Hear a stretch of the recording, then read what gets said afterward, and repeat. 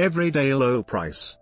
Everyday low price, also abbreviated as EDLP, is a pricing strategy promising consumers a low price without the need to wait for sale price events or comparison shopping. EDLP saves retail stores the effort and expense needed to mark down prices in the store during sale events, and is also believed to generate shopper loyalty.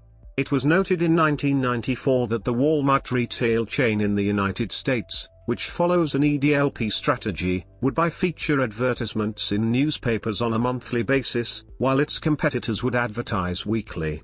Other firms that have implemented or promoted EDLP are Procter Gamble, Food Lion, Gordmans and Winn-Dixie. Studies. One 1992 study stated that 26% of American supermarket retailers pursued some form of EDLP, meaning that the other 74% promoted high-low pricing strategies. A 1994 study of an 86-store supermarket grocery chain in the United States concluded that a 10% EDLP price decrease in a category increased sales volume by 3%, while a 10% high-low price increase led to a 3% sales decrease. Because consumer demand at the supermarket did not respond much to changes in everyday price, an EDLP policy reduced profits by 18%, while high-low pricing increased profits by 15%. Concept.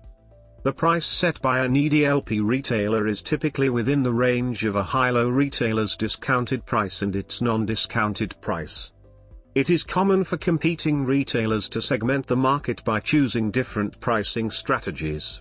The segments consist of two different sets of customers with different buying patterns, both for purchases and for pre-purchase research. Price-vigilant consumers, often referred to as cherry pickers, tend to be attracted to discounts.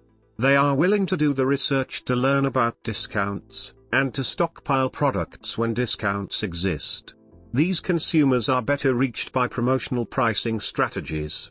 In contrast, expected price shoppers are unwilling to do as much pre-purchase research and less likely to stockpile discounted items. EDLP strategies generally result in lower fixed costs, since they require less advertising for promotional prices, less labor to execute price changes, and simpler pricing and inventory management systems with lower overhead. EDLP can also result in more predictable consumer demand and therefore fewer stocking and supply chain problems. High-low pricing strategies generally result in lower variable costs, since promotional retailers can sell more products by offering discounts. They are able to take advantage of surplus at the wholesale level and also eliminate excess inventory at the retail level. This is particularly useful in markets for perishable goods, such as groceries.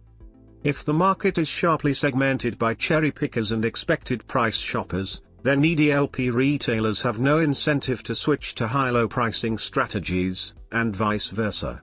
However, there are circumstances which motivate some retailers to change. In the last several decades, consumers have been less able and less willing to spend time reading circulars and newspaper ads to find the best prices. Price variation in high-low pricing strategies may benefit shoppers who visit stores frequently because they are better able to exploit the fluctuating prices. However, many consumers are shopping less frequently now than in previous decades.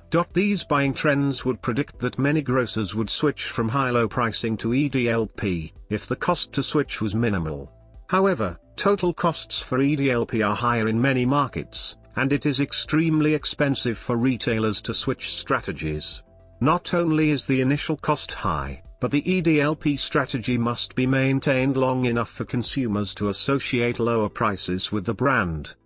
In North America, Walmart is widely associated with EDLP, since it incorporated the concept into its slogan. Walmart opened its first store in 1962 in a market where Kmart had been the dominant player using a high-low pricing strategy. Kmart's signature blue light special is an example of in-store advertising used to promote a temporary discount as part of the high-low pricing strategy.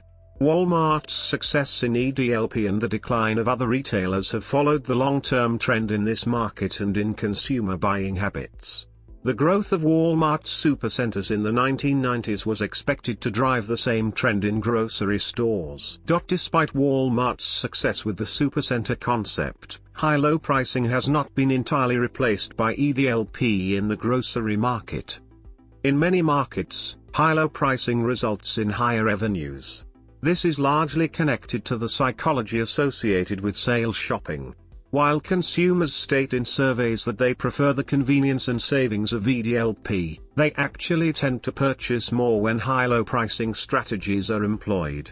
Some EDLP retailers believe that the EDLP strategy mitigates the risk of consumer discontent when products that they have purchased later drop in price.